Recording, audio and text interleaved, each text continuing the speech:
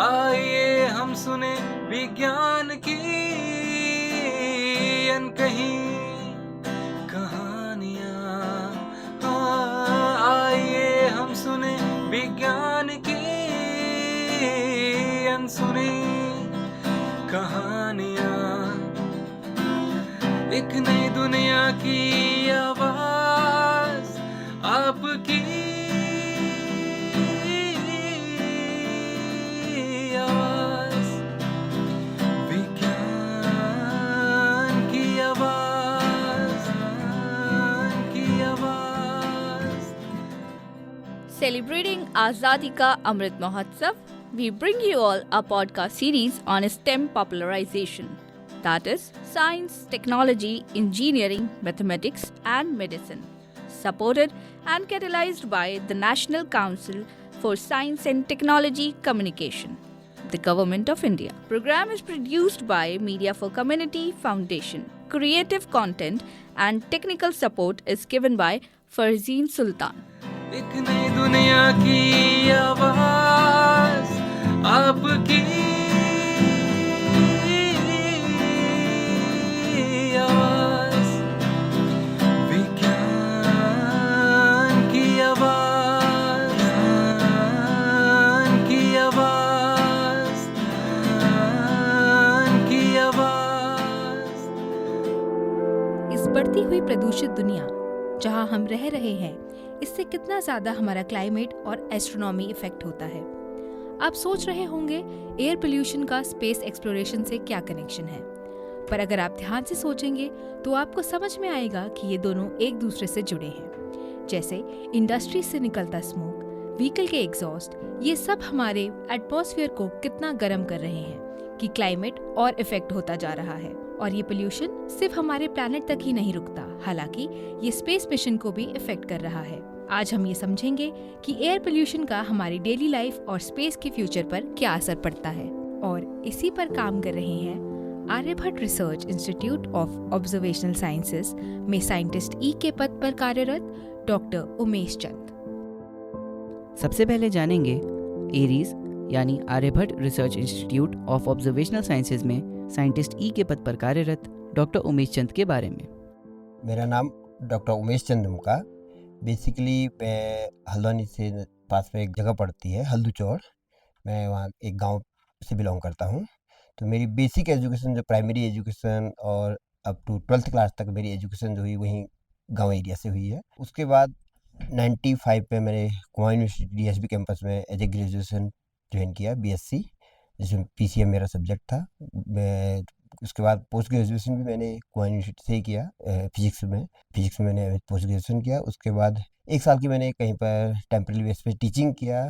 फिर उसके बाद मैंने उस समय स्टेट ऑब्जर्वेटरी पे था, तो मैंने यहाँ पर स्टेट ऑब्जर्वेटरी में उस 2002 पे मैंने एज ए रिसर्च स्कॉलर यहाँ पे पीएचडी ज्वाइन किया। देन 2004 पे हमारा इंस्टीट्यूट गवर्नमेंट ऑफ इंडिया में डीएसटी में ट्रांसफ़र हो गया, जिसका नाम Aryabhatta research institute of observational sciences पड़ा, तो हमने वहाँ ट्रांसफ़र हो गया। 2008 में मेरी पीएचडी कंप्लीट हुई। 2008 तक मैंने यहाँ पर काम किया, एरीज पर काम किया। उसके बाद मैं पोस्ट डॉक के लिए बाहर गया, तो मैंने 1.5 साल की 1.5 ईयर पोस्ट डॉक आपका नेशनल बैलून फैसिलिटी हैदराबाद में किया, टीएफआर में किया। उसके बाद 1.5 ईयर पोस्ट डॉक मैंने आईएससी बेंगलोर में किया, centre for atmospheric and oceanic science IISc Bangalore के। वहाँ पर प्रोफेसर एसके सतीश हैं, उनके साथ में मैंने पोस्ट डॉक किया। देन 2011 फेब में मैंने यहाँ पर एज ए साइंटिस्ट ज्वाइन किया, एरीज में आर्यभट्ट रिसर्च ऑफ साइंस में मैंने एज ए फैकल्टी ज्वाइन किया। तो उसके बाद टिल तब मैं अभी एरीज पे ही हूँ। अब जानेंगे सर की रिसर्च के बारे में। सर, मेरा जो बेसिक रिसर्च है, हालांकि वैसे मेरा बैकग्राउंड तो फिजिक्स है, particularly atmospheric science, basically atmospheric science में भी particularly aerosols, air pollution, trace gases and इनका हमारा रेडिएशन बजट पे क्या पड़ता है, और दूसरा सिंपल उसमें क्या है कि क्लाइमेट चेंज में, वेदर या क्लाइमेट चेंज में क्या इन्फ्लुएंस होता है, इसमें काम है। हालांकि मेरा बैकग्राउंड जो था फिजिक्स बैकग्राउंड का था, मगर दूसरा जब मैंने यहाँ पर ज्वाइन किया तो यहाँ पर बेसिकली जो काम होता था वो एस्ट्रोनॉमी में काम होता था। और जस्ट उस टाइम पे हमने ये नया प्रोजेक्ट इसरो वालों ने शुरू किया था। तो जब मैंने ज्वाइन किया तो हमारे जो एक्स डायरेक्टर थे प्रोफेसर राम सागर, उनने ये प्रोजेक्ट शुरू किया था इसरो के साथ मिलके। तो उसमें उन्होंने उन्होंने मुझसे ये कहा कि ये एक नया प्रोजेक्ट शुरू हुआ है, इसमें आप काम करेंगे?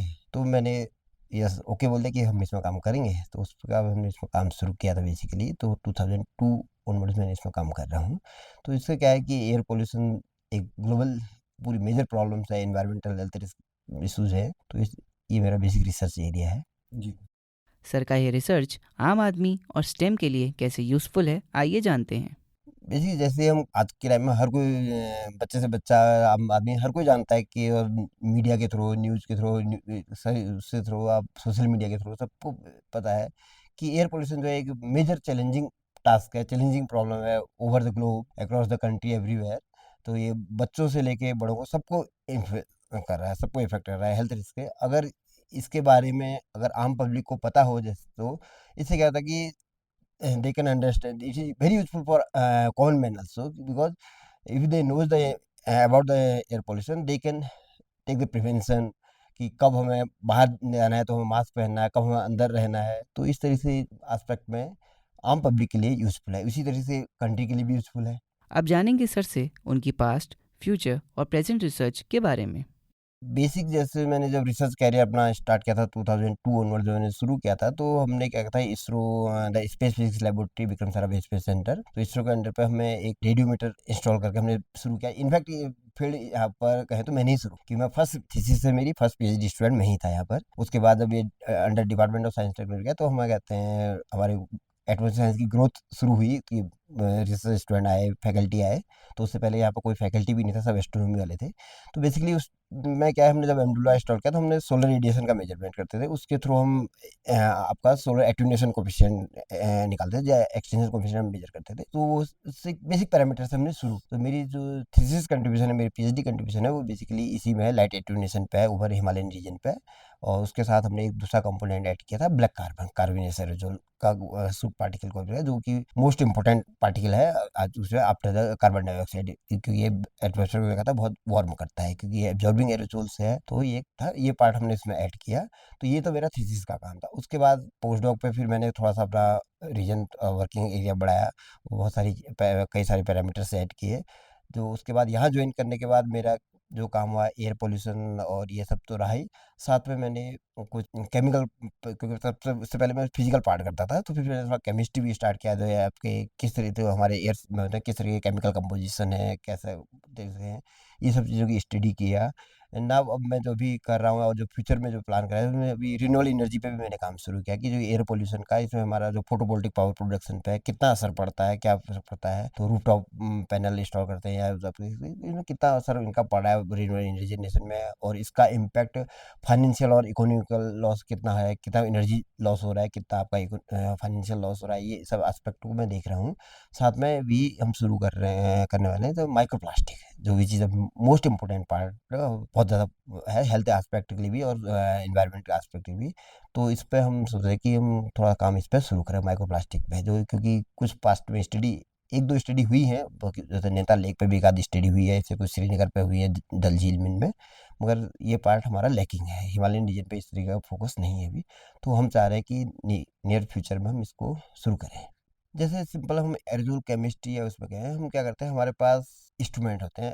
ये दो तरीके से कहते हैं, केमिकल कंपोजिशन दो तरीके से मेजर कर सकते हैं। हमारे पास क्या है, एक तो हमारा क्या होता है, ऑनलाइन मेजरमेंट होता है। ऑनलाइन मेजरमेंट का मतलब कहते हैं कि जैसे हमारे पास रियल टाइम डाटा मिलेगा। आपने क्या कहा, एम्बियंट एयर जो होगा, खुली हवा जो होगी हमारे इंस्ट्रूमेंट के अंदर जाती है।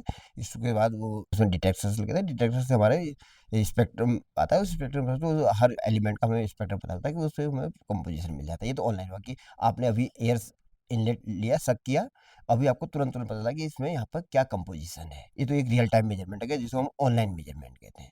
दूसरा होता है हमारा ऑफलाइन मेजरमेंट होता है। ऑफलाइन मेजरमेंट में क्या करते हैं, बेसिकली हम कहते हैं हाई वॉल्यूम सैंपलर या लो वॉल्यूम सैंपलर, डिफरेंट हमारे स्टडी बेस पे होता है। स्टडी हम किस तरह का अध्ययन चाहते हैं उस पर हमारा प्लान होता है। तो हाई वॉल्यूम सैंपलर या लो वॉल्यूम सैंपलर हम यूज़ करते हैं। उस सैंपलर में क्या होता है, सिंपली एक फिल्टर बेस्ड होता है, एक फिल्टर लगाते हैं, क्वार्ट्ज फिल्टर या टेफ्लॉन फिल्टर लगाते हैं।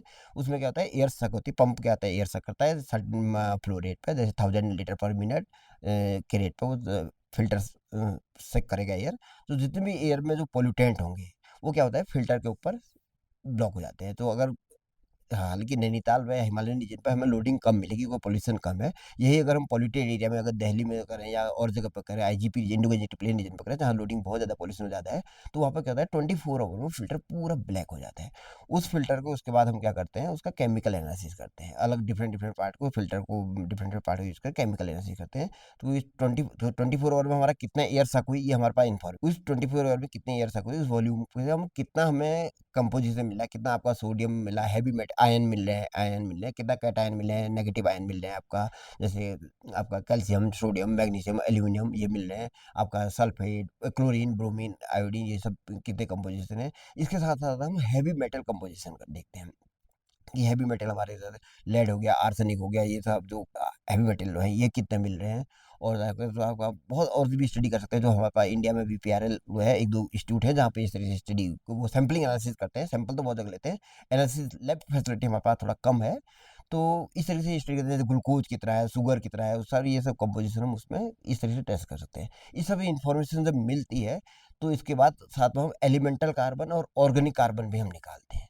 तो ये सब निकालने के बाद हम सोर्स अप्रोक्सीमेट करते हैं, यानी कि उसके सोर्स को जानना चाहते हैं कि किस तरीके से इनका सोर्स है, कैसे ये जनरेट हो रहे हैं, किस तरीके से जनरेट हो रहे हैं, इनका सोर्स प्रोडक्शन के बारे में हम स्टडी करते हैं। ठीक है, एक तो ये एस्पेक्ट था, और दूसरा हमारे पास क्या था, रियल टाइम मेजरमेंट में ब्लैक कार्बन आता है।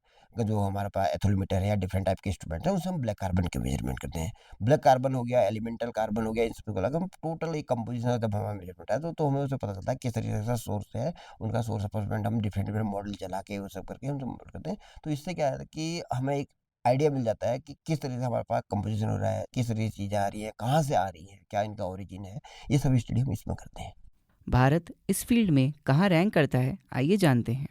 एग्जैक्टली तो हम ये कह सकते हैं कि भाई इस पोजीशन पे हम रैंकिंग वाइज में बात करें तो एग्जैक्ट नंबर की नंबर 1 में है, नंबर 3 में है, इस तरीके से तो नहीं कह सकते हैं। मगर पास्ट और अभी में देखें तो हमें क्या एयर पोल्यूशन और इन सब चीज़ों के बारे में नॉलेज, सोशल मीडिया से जो जानकारी काफ़ी मिली है, तो काफ़ी कुछ किया गया, प्रोग्रेस हो रही है देश पे। ऐसा नहीं कि बहुत सारे मेजरमेंट, जैसे आपका पोल्यूशन कंट्रोल बोर्ड है, इंडिया अपने इंस्ट्रूमेंट लगा रखे हैं, जगह जगह नेटवर्क मेजरमेंट कर रहे हैं, और जगह लोकल बॉडीज है, प्राइवेट यूनिवर्सिटीज हैं, गवर्नमेंट बॉडीज है, इवन इन यूनिवर्सिटी लेवल पे भी हमने ये सब प्रोग्राम शुरू किए हैं। रिसेंटली आपको पता ही है कि ministry of forest and environment climate change ने एक प्रोग्राम लॉन्च किया था, NCAP national clean air program, जिसमें हमें 2026-27 तक हमें 30% पॉल्यूशन रिड्यूस करना है, जिसमें 130 सिटीज हमने कंसिडर की हैं। उसमें एरीज भी एक पार्ट है, जो मैं भी कुछ उसमें मैं खुद एक पार्ट हूँ स्टडी का। तो इस तरह से प्रोग्राम किया, तो इससे मतलब क्या है कि हम एक अच्छी पोजीशन पे हैं आज की डेट में। इंडियन इंडस्ट्रीज इनकी रिसर्च से कितना एसोसिएटेड है, आइए जानते हैं। इंडस्ट्रीज है तो इंडस्ट्री दोनों तरीके से पार्टिसिपेट कर रही है, पॉल्यूशन जनरेट भी कर रही है, और कुछ इंडस्ट्रीज हैं, जैसे आपका बहुत सारी इंडस्ट्रीज हैं जो आजकल आपकी पॉल्यूशन स्ट्रेटजी में रोल प्ले करती हैं। और इनफैक्ट मैं तो कहूँगा कि कई सारी इंडस्ट्री और भी पार्टिसिपेट करना चाहिए, क्योंकि जैसे आपका सी स्टेप है बेंगलोर में, ये सब एयर पोल्यूशन क्लाइमेट चेंज में काफ़ी कुछ काम करते हैं। भुवनेश्वर में कुछ एक दो इंडस्ट्री वो सब काम कर रहे हैं, कई सारी इंडस्ट्रीज है, तो इनका काफ़ी योगदान रहा है। इवन इन जैसे रिन्यूएबल एनर्जी के एस्पेक्ट में गए हैं, तो रिलायंस और इन सबको कहते हैं मिलके और साइंटिस्ट मिल के एक अच्छे से प्लान बना के कुछ अच्छा करना चाहिए, जिससे हम रिन्यूएबल एनर्जी मैपिंग कर सकें पूरी कंट्री पे, जैसे यूरोप में चल रहा है प्रोग्राम। टेक्निक्स है, ऐसा नहीं कि हम नहीं पता कर सकते हैं, आम आदमी भी पता कर सकता है। ये तो सिंपल सा है कि आप एटमॉस्फेयर को देखें, आज आपने स्काई देखी, 2 दिन के बाद स्काई देख रहे हैं, तो एक तो आपका विजुअल तरीका है, ये तो कॉमन व्यक्ति कोई भी बता सकता है।